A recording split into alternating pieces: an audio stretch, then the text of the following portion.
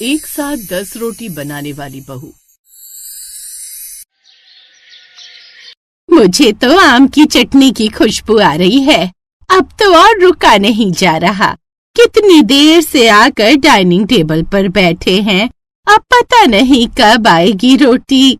अब 2 मिनट रुकिए माँ जी, मैं अभी बहू का आवाज लगाती हूँ। निहारिका बहू, खाना बन गया हो तो जल्दी से परोस दे। भूख के मारे हमारे पेट में चूहे के साथ साथ हाथी घोड़े सब दौड़ने लगे हैं। जी माँ, लाई बस 2 मिनट। फिर निहारिका जल्दी से टेबल पर सबके लिए खाना लगाती है। जहाँ खाने वाले 7 जन, जिसमें उसकी ददिया सास, ससुर रामदीन, सास सावित्री, देवर अर्जुन और विशाल, ननद सिमरन और पति अभिषेक होते हैं, उन सब के सामने सब्जी और 10 रोटियां रखकर वो फिर से किचन में रोटी बनाने लग जाती है। तभी बाहर रोटी खत्म हो जाती है। बहू, जल्दी रोटी लेकर आ, कर क्या रही है? हे भगवान, इनका पेट है या कुआं? अब इससे ज्यादा स्पीड क्या बढ़ाऊं? इंसान हूं, कोई मशीन तो हूं नहीं। फिर भी निहारिका जल्दी जल्दी हाथ चलाने लगती है, लेकिन तब भी बाहर रोटियां कम पड़ जाती हैं। बहू, क्या है ये? एक एक रोटी के लिए हमें कितना इंतजार करना पड़ रहा है।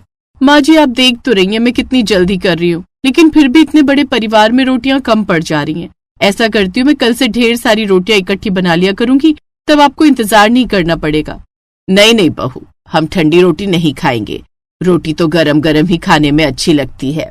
अब माँ जी, गर्मा गर्म खानी है तो इंतजार तो करना पड़ेगा, नहीं तो ठंडी रोटी खानी पड़ेगी। कहीं न कहीं तो आपको एडजस्टमेंट करना ही पड़ेगा। अब इतनी गर्मी में मुझसे इतना हो पा रहा है, वही बहुत है। ये आजकल की बहुएं भी ना गुलाब की पंखुड़ी की तरह एकदम नाजुक कली होती हैं। जिनको थोड़ा सा भी गर्मी में काम करना पड़ जाए तो उनकी हालत खराब हो जाती है। कोई बात नहीं, अगर बहू तुझसे गर्मा गर्म रोटी नहीं बनती तो कोई बात नहीं, कल से मैं और सावित्री खुद ही रोटी बना लिया करेंगे। क्यों सावित्री, ठीक कहा ना? हाँ माँ जी, हम दोनों मिलकर रोटी बना लेंगे। बहू, तू बस सब्जी बनाकर रख दियो कल से। ठीक है, जैसा आपको ठीक लगे। अगले दिन निहारिका ऐसा ही करती है। वो सब्जी और रायता बनाकर रख देती है, साथ ही आटा भी गूंथ कर रख देती है। और फिर, माँ जी, मैंने अपना काम कर दिया है, अब आप रोटी बना लीजिए। अब दोनों दरिया सास और सावित्री रोटी बनाने रसोई में चली जाती हैं। लेकिन गर्मी के महीने में इतने लोगों के लिए रोटियां बेलते बेलते उनकी हालत खराब हो जाती है। वो पसीने से तरबतर हो जाती हैं। अरे मोरी मैया, इस गर्मी ने तो जान ले ली। इतना पसीना तो मुझे गांव की पहाड़ी चढ़ते हुए नहीं, इस रसोई में खड़े खड़े आ गया। ना बाबा ना, मेरे बस की ना है इस बुढ़ापे में रोटियां बेलना। सावित्री, ऐसा कर, तू ही बेल ले। ये कहकर दादी सास 4-5 रोटियां बेलकर ही रसोई से बाहर आ जाती हैं। अब सावित्री अकेले रोटियां बेलने लगती है, लेकिन गर्मी में उसकी हालत भी खराब हो जाती है और वो जैसे तैसे सबके लिए रोटियां बनाकर बाहर आ जाती है। हे भगवान, आज तो रसोई में खड़े खड़े ऐसा लग रहा है जैसे यमलोक का द्वार छूकर आई हूँ। बाप रे, हालत खराब हो गई मेरी।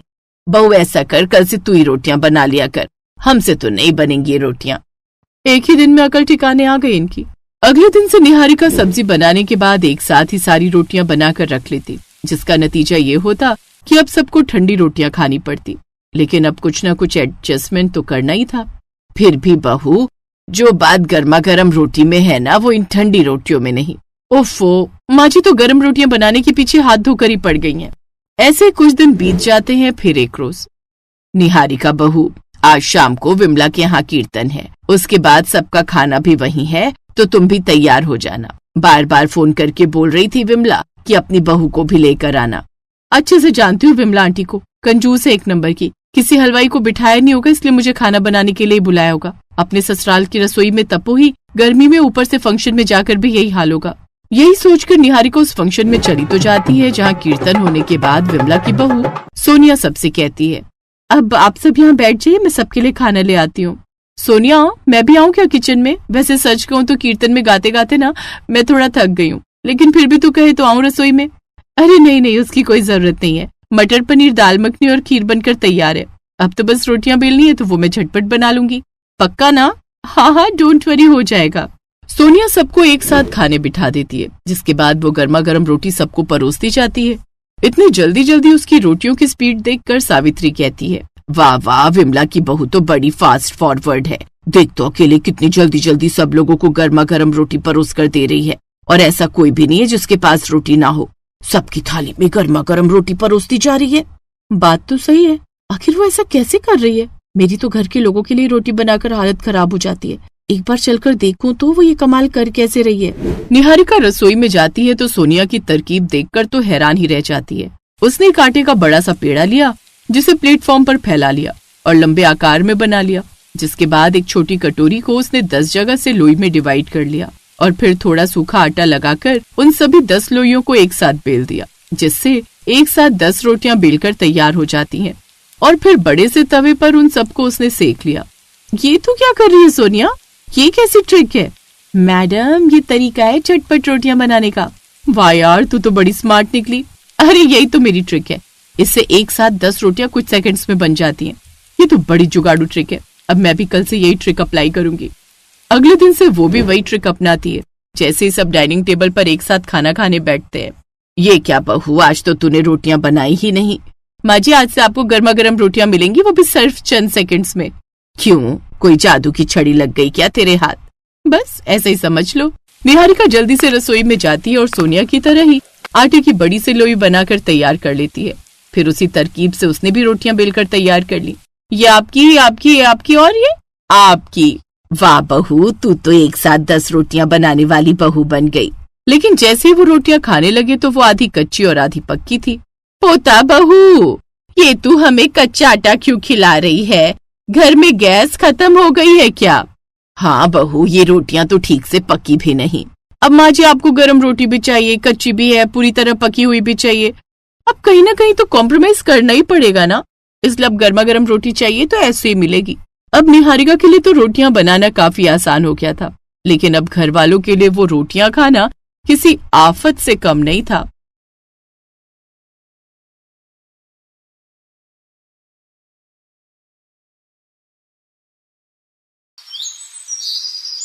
पूर्वी की माँ शांति घरों में सफाई बर्तन का काम करती थी। पूर्वी जब साल भर की थी तभी उसके पिता ने दूसरी शादी कर ली और पूर्वी को उसकी माँ के साथ घर से निकाल दिया। उसके बाद से शांति ही खुद से मेहनत करके अपनी बेटी पूर्वी को पाल पोस रही थी। थोड़े बहुत पैसे जोड़कर शांति ने पास के एक स्कूल में पूर्वी का दाखिला करवा दिया। भाभी जी, कोई पुराना स्कूल का बस्ता और रोटी का डिब्बा रखा हो तो आप मुझे दे देना। वो मैंने पूर्वी का दाखिला स्कूल में करवा दिया है, कल से वो स्कूल जाएगी। हाँ, दीक्षा का एक बैग रखा है, वो लेती जाना। रोटी का डिब्बा, वो जो लंच बॉक्स है ना लाल वाला, वो ले ले। ठीक है भाभी जी, बहुत बहुत शुक्रिया। शांति जहाँ काम करती थी वहां से उसने बस्ता और रोटी का टिफिन ले लिया। वो स्कूल का बस्ता और रोटी का डिब्बा लेकर घर पहुंची तो पूर्वी की खुशी का ठिकाना नहीं था। माँ, ये मेरा स्कूल बैग है, अब मैं भी स्कूल पढ़ने जाऊंगी, बहुत मजा आएगा। पता है माँ, शीतल बता रही थी जब इंटरवल होता है ना तो सब बच्चे खाना खाते हैं, फिर एक साथ खेलते हैं, खूब मजा आता है। सब बच्चे रोजाना अच्छा अच्छा खाना लाते हैं, आप मुझे भी अच्छा अच्छा खाना देना। पूर्वी के चेहरे पर खुशी देखकर शांति बहुत खुश थी, पर वो जानती थी कि वो अच्छा अच्छा खाना अपनी बेटी को नहीं दे सकती। वो तो जो रूखा सूखा बनाती है वही उसके टिफिन बॉक्स में दे सकती है। अगले दिन शांति पूर्वी के लंच बॉक्स में रोटी और थोड़ी सी सब्जी रख देती है। पूर्वी स्कूल पहुंचती है। लंच टाइम में सब बच्चे अच्छा अच्छा खाना खा रहे थे। पूर्वी, चल लंच करते हैं, इंटरवल हो गया है। हाँ ठीक है, चल। शीतल, आज तू क्या लाई है लंच में? आज मैं सैंडविच लाई हूँ, और तू क्या लाई है? मेरा तो आज पुलाव खाने का मन था तो मम्मी ने आज पुलाव बना कर दिया है। और पूर्वी, तू क्या लाई है? अरे, तू तो रोटी सब्जी लाई है, वो भी थोड़ी थोड़ी है। ये कोई लंच थोड़ी होता है। इतना बोरिंग। पूर्वी, ये तो तू अकेले बैठकर खा। सभी बच्चे मिलकर खाना खा रहे थे, पर पूर्वी बिल्कुल अकेली थी। वो अपनी थोड़ी सी सब्जी और सूखी रोटी अकेले ही खा रही थी। कुछ देर के लिए वो उदास हो गई, पर उसके बाद फिर से सब बच्चों का ध्यान पढ़ाई में लग गया तो वो इस बात को भूल गई। पर अब पूर्वी रोजाना ही थोड़ी सी सब्जी और रोटी लाने लगी। अब कोई भी बच्चा उसके साथ बैठकर लंच नहीं करता था। क्या पूर्वी, तू रोजाना ही रोटी सब्जी ले आती है? तेरे घर पर कुछ और नहीं बनता है क्या? छोड़ ना, देख आज मैं कितना टेस्टी लंच लाई हूँ, इसके चक्कर में सब ठंडा हो जाएगा। पूर्वी इस बात को लेकर उदास रहती थी कि क्लास के बच्चे उसका मजाक उड़ाते हैं। सब बच्चे मेरा मजाक उड़ाते हैं, बच्चे तरह तरह के लंच लाते हैं और मैं हमेशा रोटी सब्जी लेकर जाती हूँ, पर मैं जानती हूँ माँ के पास इतने पैसे नहीं है कि वो मुझे रोजाना तरह तरह के लंच दे सके। कोई बात नहीं, मैं वही रोटी सब्जी ही ले जाऊंगी। मैं माँ को परेशान नहीं कर सकती, वो पहले ही इतना काम करके थक जाती हैं। बड़ी मुश्किल से माँ पैसे कमाती है। अगर मैंने उन्हें कहा कि मुझे रोटी सब्जी की जगह कुछ और दो तो वो मेरी वजह से परेशान हो जाएंगी। नहीं नहीं, मैं उन्हें तंग नहीं करूंगी। कुछ दिनों बाद सब बच्चे एक पिकनिक पर चिड़ियाघर घूमने जा रहे थे। पूर्वी भी बहुत खुश थी कि वो पिकनिक पर जा रही है। माँ, तुम्हें पता है हम सब बच्चे प्रिया मैम के साथ चिड़ियाघर घूमने जा रहे हैं। ये तो बहुत अच्छी बात है, पर बेटा ध्यान रखना, अपनी टीचर को बिल्कुल भी तंग मत करना, उनकी हर बात मानना। ठीक है माँ, मैं टीचर जी की हर बात मानूंगी, उन्हें कहे बिना कहीं भी नहीं जाऊंगी। अगले दिन पूर्वी अपने स्कूल के बच्चों के साथ चिड़ियाघर देखने के लिए जाती है। चिड़ियाघर शहर से बाहर था। सबने चिड़ियाघर देखा और वापसी लौटने लगे। तभी रास्ते में स्कूल की बस खराब हो गई। स्कूल की एक और बस आगे निकल गई थी। ड्राइवर मैकेनिक को लेने के लिए चला गया। उसे लौटने में काफी वक्त लग रहा था। बस में बैठे सभी बच्चों को भूख लगी और वो अपना अपना लाया हुआ लंच खाने लगे। पूर्वी ने अपना टिफिन खोला तो उसमें रोटी और सब्जी थी। पूर्वी जैसे ही अपनी रोटी सब्जी खाने लगी तभी उसने देखा कि उसकी टीचर के पास लंच है ही नहीं, वो ऐसे ही बैठी हुई है। मैम जी, आप लंच नहीं खा रहे? नहीं बेटा, बच्चों को बस में बिठाने के चक्कर में मेरा लंच वाला थैला मैं चिड़ियाघर में ही भूल आई। अब तो हम बहुत आगे निकल आए हैं और बस भी खराब हो गई है, इस वजह से मैं वापस जाकर ला भी नहीं सकती थी। कोई बात नहीं, तुम खाओ, जब हम स्कूल पहुंच जाएंगे तब मैं कुछ खा लूंगी। बच्चों, सब अपना अपना लंच करो। सब बच्चे आपस में मस्ती करते हुए अपना अपना लंच कर चुके थे। बच्चे नींद में थे तो सब बस में ही सो गए। ड्राइवर मैकेनिक को ले आया था। मैकेनिक बस को ठीक कर रहा था। भैया, अभी बस ठीक होने में कितना समय लगेगा? मैडम जी, अभी 1 घंटा और लग जाएगा, बाकी कोशिश कर रहे हैं थोड़ी जल्दी हो जाए। अगर 1 घंटा ठीक होने में लगा तो हमें स्कूल पहुंचते पहुंचते 2 घंटे तो मानकर चलो, शाम के 7 बज ही जाएंगे। प्रिंसिपल मैडम को फोन कर देती हूँ, वो चिंता कर रही होंगी। अब तो मुझे भूख भी लगाई है, यहाँ आसपास तो सुनसान है, कुछ भी खाने को नहीं मिलेगा। अरे पूर्वी बेटा, सब बच्चे सो गए, तुम्हें नींद नहीं आई? थोड़ी देर सो जाओ। अरे तुमने लंच नहीं किया? मैडम जी, आपने भी तो कुछ नहीं खाया, इसीलिए मैंने लंच अभी तक खोला ही नहीं। आप मेरे लंच में से थोड़ा खा लो। कितनी प्यारी बच्ची है, मेरे पीछे इसने कुछ भी नहीं खाया, इसके में से थोड़ा सा खा लेती हूँ ताकि ये भी खा ले। लाओ पूर्वी, मुझे दो, मैं थोड़ा खा लेती हूँ। क्या हुआ, लाओ। मैडम जी, मेरे पास ये रोटी सब्जी ही है, बाकी बच्चों की तरह अच्छा अच्छा खाना नहीं है। माँ कहती है जब हमारे पास बहुत सारे पैसे होंगे तब वो अच्छा अच्छा खाना लाएंगी। पूर्वी बेटा, खाना सभी अच्छा होता है, रोटी सब्जी तो और भी अच्छी होती है। अरे वाह, आलू की सब्जी और साथ में रोटी, मुझे तो भूख से रुका ही नहीं जा रहा, मैं तो पूरी रोटी खाऊंगी। मासूम पूर्वी की भोली बातें सुनकर टीचर भी भावुक हो जाती है। वो पूर्वी के लंच में से एक रोटी और सब्जी खाती है। पूर्वी बहुत खुश थी। कुछ देर बाद बस ठीक हो जाती है। सब लोग स्कूल पहुंचते हैं। अगले दिन पूर्वी स्कूल पहुंचती है तो उसके लंच बॉक्स में वही रोटी सब्जी थी। सब बच्चे फिर उस पर हंसने लगे। तभी पूर्वी की टीचर उसे अपने पास बुलाती है। पूर्वी, तुम्हारी रोटी सब्जी मुझे बहुत अच्छी लगी थी, क्या आज भी मैं तुम्हारा लंच खा सकती हूँ?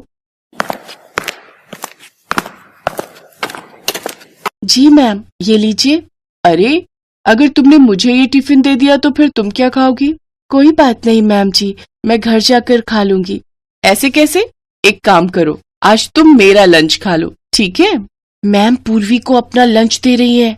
हाँ, वही मैं देख रही हूँ। मैम अपना लंच कभी किसी को नहीं देती, हमसे तो उन्होंने कभी भी लंच शेयर नहीं किया। आपका लंच मैम जी? हाँ, वो आज मैंने घर पर बर्गर बनाए थे, पर मुझे तुम्हारी रोटी सब्जी इतनी पसंद आई थी कि मुझे लगा कि ये बर्गर अगर तुम खा लो और मैं तुम्हारी रोटी सब्जी। तुम्हें बर्गर पसंद है ना? बर्गर? वो तो मैंने कभी खाए ही नहीं मैम जी।